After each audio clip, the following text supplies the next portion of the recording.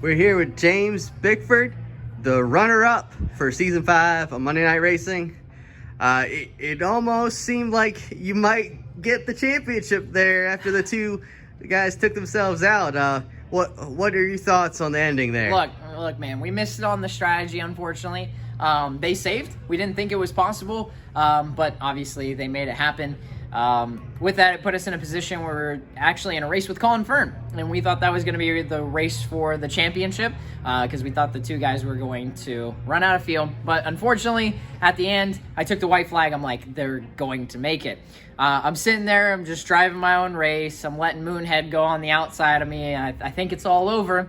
Obviously, still racing hard, but, you know, I thought that was it. And then all of a sudden, I hear the crowd right behind me. They're yelling. They're screaming. I look over at the projector for a split second, and I see them both heading towards the wall, and I look back at my monitor, and I drive in that corner so hard. I give everything that I had in that last lap, and I didn't even know what happened, right? All I saw was a glimpse of them wrecking, everybody yelling, and all I see is Presley Sora. He's rolling, and he's not across the line yet.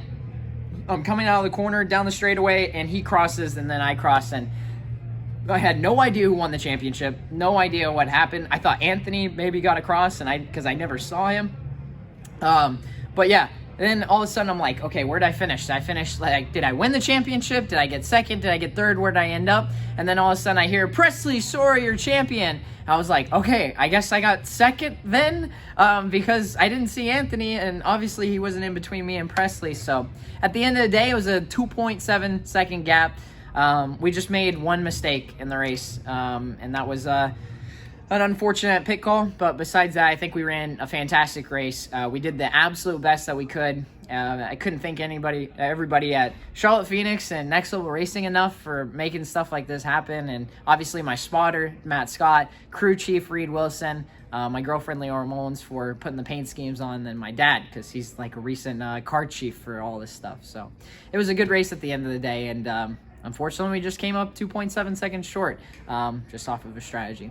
Is there any part of you that's like selfishly wishing they like threw both of them out for aggressive driving and they gave you the title? Absolutely not. Absolutely not. I don't want to win a championship like that. Look, I want to live by my word, right? When I got disqualified for the race at Eldora, I was like, you know, I would never protest a race. Look, you could send it 100 car lengths in too deep and wreck me. If that's how you choose to race, that's how you choose to race. I don't care about it, and I don't expect anybody to protest or do a win. I don't think that's right, and that's just how I was raised in racing.